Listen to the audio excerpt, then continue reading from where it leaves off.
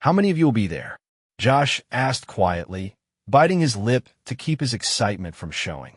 He stood at the open trunk where Lauren's suitcase lay neatly stowed. His wife zipped it up with a quick movement and straightened up. There was a slight sparkle in her eyes and a smile that was both pleased and strangely detached. 4, Lauren said. Candace, Melissa, Aaron, and me.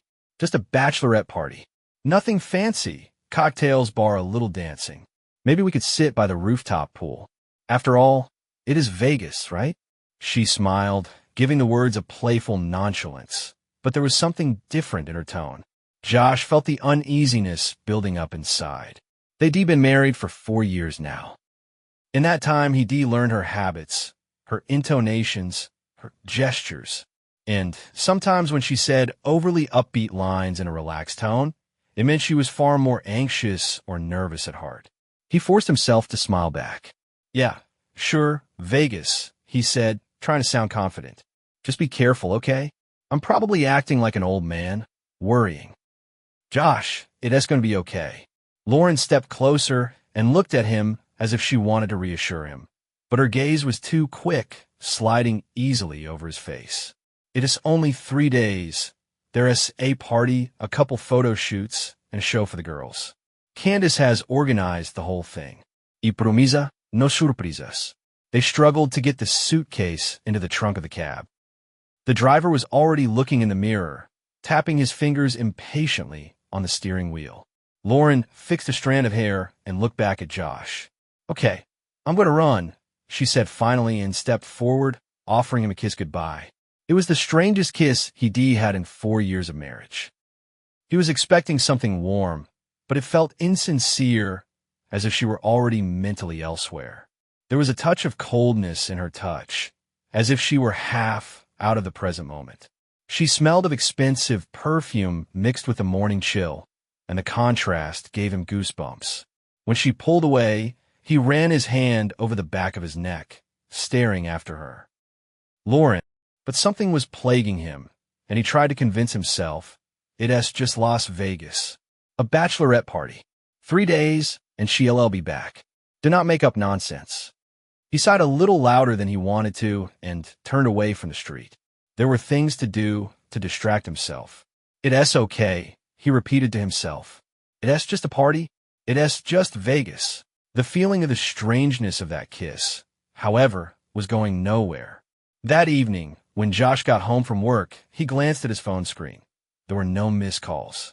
Just a short message from Lauren. Got there. All good. He shifted his eyebrows and reviewed the latest notifications. No pictures, no details, though she usually sent selfies from the airport or a description of how the flight had gone. He tried to text her, how's the hotel? What are you going to do? But no reply came. The hours crept by.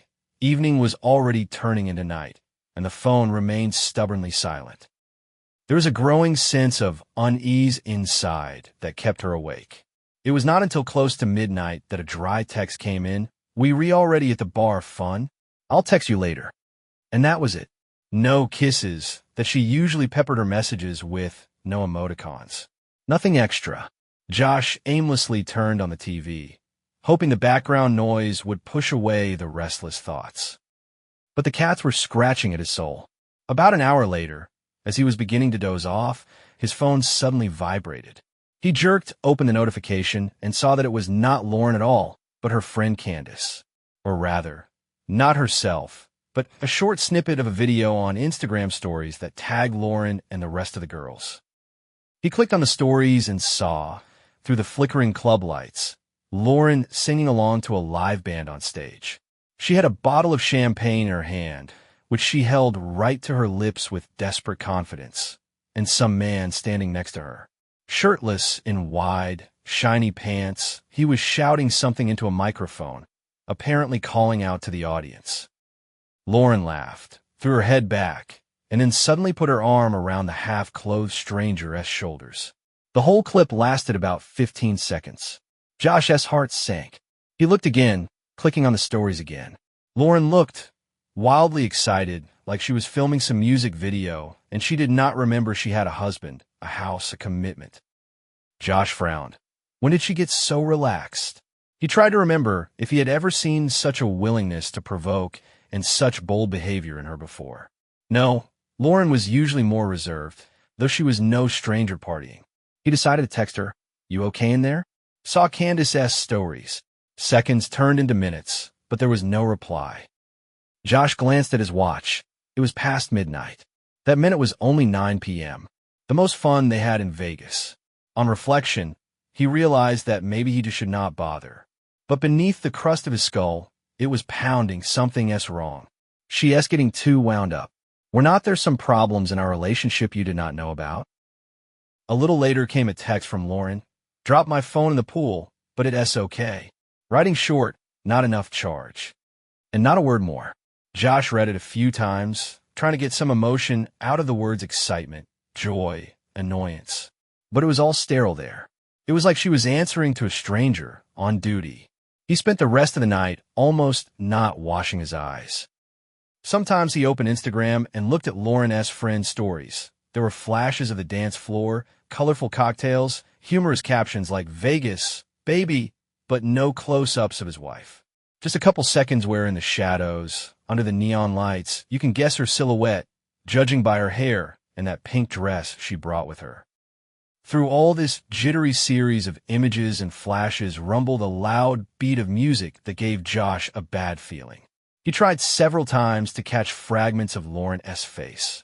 Suddenly he thought he saw a man glimpsing next to her who could not even be seen. Eventually, his agonizing interest won out, and he scrolled through the video in slow motion several times, trying to guess if her hand was on that guy's shoulder.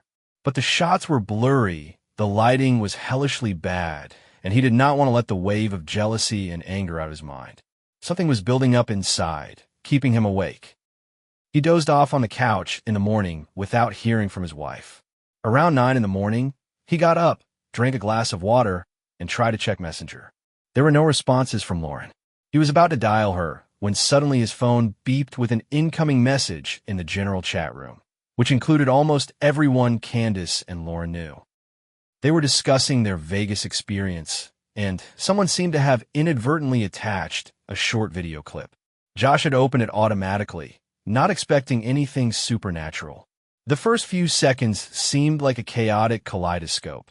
The camera shook, there was tinkling music, women's laughter in the frame. But then, after the boisterous laughter, something vilely intimate began to reverberate.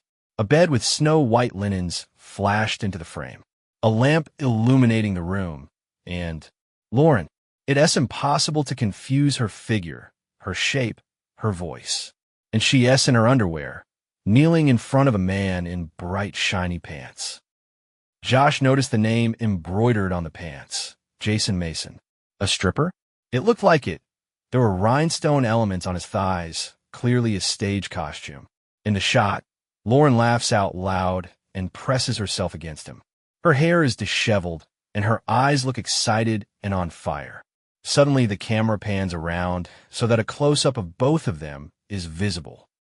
Lauren throws her head back, and her profile is visible. Without a shadow of embarrassment, a playful laugh escapes her lips. Then she turns to the lens and smiles, as if looking directly at the viewer, as if she had long ago stepped beyond the boundary of husband, home, and marital fidelity. In the background comes a voice, "Shit, it's fire." Then the sound cuts off, the camera shakes, and the video cuts off. A caption appears on the screen, added by one of the girls, "This night is tops." Josh looked at the timings out of inertia. The video had been uploaded about an hour ago, only a few seconds long. But it was enough. The sounds of laughter, the sight of a half-naked man, and Lauren standing in front of him in a pose that made Josh's insides instantly go cold. His eyes went black. The air rushed in as if a hot metal rod had been shoved inside him. His larynx clenched, as if unable to make a sound. The fingers holding the phone stiffened, and he almost dropped it to the floor. In the chat room, someone started to write, "Oh, that is not here." But it was too late. The online member icons flickered, flashing like crazy. Some people immediately left the group. Some sharply hissed or swore. Josh felt his heart pounding against his ribs. He tried not to breathe so he would not snap. Part of his mind seemed to freeze, rejecting what he had just seen. But reality had already passed judgment. Lauren had cheated on him, and she'd done it without shame, letting herself be filmed by her friends. She looked directly into the lens, as if she knew the video would be seen, and she did not care. At that moment, everything in him shivered. He could not feel his hands, could not hear the sound around him, only the pounding of his own heart, ripping from his chest, deafening and relentless. His fingers unlocked his phone and, as if on automatic, reviewed the video again. Yes, it was Lauren, her voice, her mole on her shoulder, the way she laughed with her head tilted back. There was no doubt about it. In that same minute, he had a primal impulse to write to her, to video dial her, to say everything and tear her apart with words that could not be forgiven. But he suddenly stopped himself. A simple thought popped into his head. She has already crossed all the lines. I'm not going to listen to excuses. I'm not going to give her a chance to lie. He put the phone away and extinguished the screen, leaned back on the back of the couch, feeling himself shaking from the adrenaline surge. It was not the usual rage, more like a cold, measured rage that was beginning to organize his thoughts into a clear plan of revenge. In his mind, as if in a compressed spring, an idea began to form. I would not throw a tantrum. I'll do it as calmly but firmly as possible. So he decided no call, no text. Instead, he deleted Lauren's number from his contacts as a symbolic action. And then, still with the same chilling calm, he thought about the details. How do I live my life now? How do I close this relationship without leaving myself any loopholes for forgiveness? He got up, walked slowly across the room, noticed how the photo of Lauren and him on the shelf suddenly became foreign. Things continued to boil inside, but the emotions were not spilling out. He walked over to the window where his laptop lay on the sill, opened up a search engine, and started looking at what it took to get an instant divorce in their state. It turned out that if you had all the necessary grounds and documents, you could file very quickly, and that suited him just fine.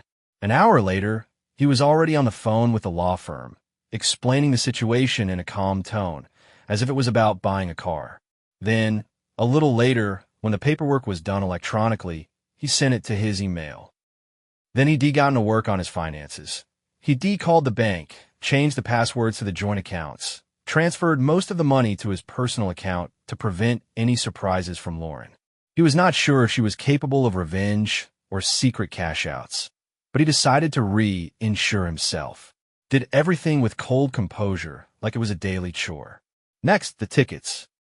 He knew the stripper's name, Jason Mason, because it was painted all too clearly on his pants. Josh found the nearest available flights from their town to Las Vegas and bought a one-way ticket, issued in the name J. Mason. He liked the symbolism of the gesture. Let it be seen who was truly invited to continue the magical fairy tale with Lauren. Finally, he packed her things. Not everything, but the essentials, and most importantly, anything she might need if she decided to stay. Clothes, shoes, makeup bag. Packed them into large travel bags. Made them up by the front door. Taped a sticker to one of the bags for your new home. Josh. No extra notes, no emoticons, no swear words. Just a statement of fact. She does not live here anymore. He'd been operating in this metamorphosis all morning. Absolute calm determination on the outside and a blazing resentment on the inside. But he drove that resentment deeper, not allowing it to control him. Finally, convinced that all he had to do was wait for her return, he sank to the couch, closed his eyes, and fell into a heavy, restless sleep. The day Lauren was due to fly in, Josh purposely did not go to work, not wanting to miss the moment of meeting her at the airport. He woke up early, dressed in a strict navy blue shirt and jeans, threw on a light jacket, and grabbed his paperwork. He checked again to make sure everything was ready. The envelope with the divorce petition, copies of his joint finances, a one-way ticket under the name Jason Mason. Everything was in hand. On the way to the airport, he wondered how he would have reacted if the story had been different. If she had simply complained, drunkenness, stupid joke, I'm confused. But no. She did not just stumble. She did it with a smile, posing on camera in front of her friends, who were now sending this video around the chat room. A new wave of anger was rising inside, but he quelled it again with a cold reminder, "It's done. There is no going back here." Lauren was one of the first to arrive in the arrivals hall. Josh recognized her immediately. Tall, slender, bright top, tight jeans, tan skin. She looked like she'd really spent a swanky weekend in Vegas.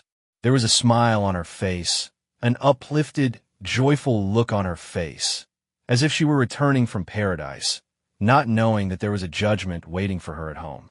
As soon as Lauren spotted her husband, her eyes flashed with joy. She waved to him, ran up, dragging her suitcase on wheels, and clumsily tried to put her arms around his neck. "Oh, darling, I missed you so much," she exclaimed and leaned over to kiss him on the cheek. But Josh did not respond to the movement. He remained standing straight, his head tilted just slightly, avoiding the kiss. His face held a detached calmness. "Hi," he said quietly. Her hands froze in the air, and Lauren frowned, pulling away. "What's wrong?" There was confusion in her voice. "Hold this," he said, holding out a large white envelope to her. "It asks for you." And another, he pulled out a second envelope, containing an e-ticket. "Here, take this too." He literally put it all in her hands. Lauren glanced at him, then began to open it with visible annoyance and incomprehension. The papers fell out of the envelope, a divorce petition with her name clearly printed next to his, and a printed ticket to Las Vegas in Jason Mason's name. "What?" she gasped, her face contorted in a rattling mixture of surprise and horror. "What is it, Josh? This is some kind of joke, is not it?" She thumbed through the pages of the divorce, as if hoping it was a forged document. But seeing the official stamps, she saw her last name. Her face was starting to lose color. The tan could not hide the grayness under her eyes. She glanced at the ticket again, reading the name, Jason Mason, and the dates. "Will you explain it to me?" She squeezed it out in a strangled tone. "Why is there a stranger S name here? Someone else S?" He interjected, a cold irony in his voice. "I would not say that. He is probably not a stranger to you anymore, is he?" Lauren's eyes went wide. It was obvious she was trying to guess how much he knew. She seemed to naively think she could come here and hide the truth. "After all, when you asked..." He leaned forward a little and spoke almost in a whisper, so only she could hear. "I saw everything, heard everything. You could have gone back and made 100 excuses and hoped I did not know. But you know what the most frustrating part is? You did not even bother to delete the evidence." "Josh!" She tried to grab his arm. Her eyes trembled with tears mixed with despair. "It was just a game, a bachelorette party. Everyone there was drunk. And she stammered, trying to find the words to justify or downplay what she'd done. "I drank too much. I did not realize what I was doing. It was a stupid joke." Josh looked directly at her, and it felt like he was seeing a strange woman in front of him. How many times had she lied to him, pretending they were the perfect couple? How many of those innocent moments had there been that he did not know about? "You were not drunk," he said in an even tone. "In the video, you were looking at the camera very consciously. You were smiling." He lowered his voice a little more. "I saw it in your eyes. I saw how high you got from being filmed." She grimaced, her chest heaving. "No, I did not. It was just a second. I do not remember how it happened at all." Lauren tried to catch his gaze, but Josh was looking through her. There was more emptiness than anger in that gaze. "You could have come clean," he repeated, instead of hiding behind a disconnected phone and excuses. "But you did not care. You know, sometimes people make a mistake under the influence of alcohol, and then they repent. You did not. You also let that video go viral." Lauren's lips quivered, and she bit down hard on her lower lip, trying to hold back tears. All her carefully crafted fun and tan seemed to fade in an instant, revealing her confused and panicked nature. She had nothing to cover herself with but pathetic excuses. UCA not just pick up and throw away 4 years of marriage. She shrieked, and a few shushushes echoed through the hall. People turned around, interested in the scene. But Lauren was no longer shy of the audience. Tears streamed down her cheeks, and her voice shook. "How can you make a decision about divorce like that right away? It is horrible. We have to talk this through. Josh averted his eyes to avoid looking at her crying face. It was too painful and unpleasant to see the person he loved in such a disgustingly pathetic light. But he did not let himself soften. He remembered Lauren S.'s smile in the video as she snuggled up to the strange man. "Lauren," he said quietly but firmly, "you threw away our 4 years all by yourself when you made the decision to sleep with that stripper. When you let your friends film the whole thing and put it in a public chat room. I did not want to hear your explanation." She tried to squeeze some understanding out of his eyes. No, it is not what you think." Lauren sobbed, clutching the documents to her chest with both hands, as if she hoped it would help her hide the pain that was tearing her apart. "That's exactly what it is," he said without raising his voice. "You cheated on me. And you did it in such a way that I became an object of ridicule to our mutual friends, thanks to those videos. You did not just betray me, you humiliated me." She shrieked, grabbing her suitcase as if looking for support. People around her tried to get away from her to avoid becoming unwitting witnesses, but it was hard to look away. The energy of anger and suffering vibrated in the air. It felt like the final rupture of two people who yesterday could still consider themselves spouses. "UCA not," Lauren tried to say, but her voice broke on a sob. "UCA not just throw away everything we had. I love you, Josh." He smiled bitterly. It was a cruel, ironic smile that had no shadow of the feelings that had bound them together before. "No," he interrupted her. "You talk about love, but that's what you've done." He nodded at her envelope. "I've already made my decision. Take your things. The ticket is a gift for you and your boyfriend, in case you want to continue the party in Vegas." "Wait. No," she shouted, her face contorted with despair. "I do not want him. I want you." He shook his head sadly. "It's too late." He turned his back and took a few steps away. He seemed to be walking away not only physically, but emotionally, leaving her alone with the pain she created for herself. "Josh," Lauren shouted back at him, a tear in her voice. "Look, it's not like that. But he was already moving on, blending into the flow of people without turning around. All he heard was her shrieking sobs. "I love you. Give me a chance." When Josh got outside, he immediately hailed a cab. As he sat down in the back seat, he felt a wave of resentment and pain rise to his throat, but he inhaled deeply, holding himself back. There was an emptiness inside him, as if he had ripped something precious out of him, and a cold, gaping hole was left there. He looked at the ticket still lying in his hands. It had Las Vegas shining brightly on it, and just below it was the name of the stripper. Josh snorted. He was disgusted to even hold that ticket in his hands, but it was the key to his plan. Even though he realized that in reality Jason Mason would not be going anywhere with Lauren, the mere fact that he was showing her the ticket said that she had made her choice. "Where to now, buddy?" The driver turned to him as he pulled out of the parking lot. The question sounded unexpectedly soft. Maybe he sensed the tension in the passenger's voice. Josh shifted his gaze out the window. There were people rushing somewhere with suitcases, some were meeting, some were saying goodbye. Suddenly, he did not care where he was going, as long as it was away from lies, from betrayal, from the broken hopes that had recently seemed unbreakable. "Anywhere," he said softly, not looking at the driver. "As long as it was far away from this airport." The car moved forward, taking him away from his disgraced wife, from the wedding vows that meant nothing now.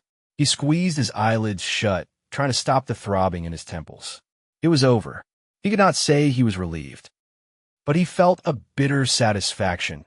He had not let himself be trampled into the mud, had not let her make excuses and victimize him. The driver glanced in the mirror a few times, but, seeing Josh's focused gaze, remained silent. He turned on some soft music. Streets, houses, a noisy city with its little joys and sorrows, where literally anything could happen. Josh's imagination conjured up a final image. An empty waiting room, dim light, a ticket on the floor that someone had dropped. No one around. It was as if everything symbolized the emptiness of the relationship. Yes, outside the world continues to live, but for these two, the book called Family is already finished. He felt like throwing that ticket away right now, but he suppressed the impulse in him. Maybe he'd just leave it in the back of a cab somewhere, or maybe he'd toss in a trash can at the first stop. Maybe someday he would remember this day and feel bitterness or, conversely, relief. But now there was only one feeling, an icy calm and a desire to get as far away as possible. To go to a new life, where there was no place for a man who could so easily destroy trust. The last image that flashed through his mind, Lauren S. smiled to the camera while she was in a Vegas hotel room. With that smile, she had erased everything that had been between them. And with that same instant, he realized she was no longer a part of his world. The car turned the corner, and the airport was left behind, as if cut off by the sharp blade of the past. Somewhere, in the arrivals hall, his ex-wife stood there, clutching the useless papers and still not believing that he was gone forever. But Josh was adamant. He would not forgive cheating. This story was over. And let Las Vegas be her last memory of the past, she willingly burned for one crazy night. And that's where today's story ends. Thank you for watching to the end. If you enjoyed it, do not forget to like and comment. We'd love to discuss this story with you. See you in the next video.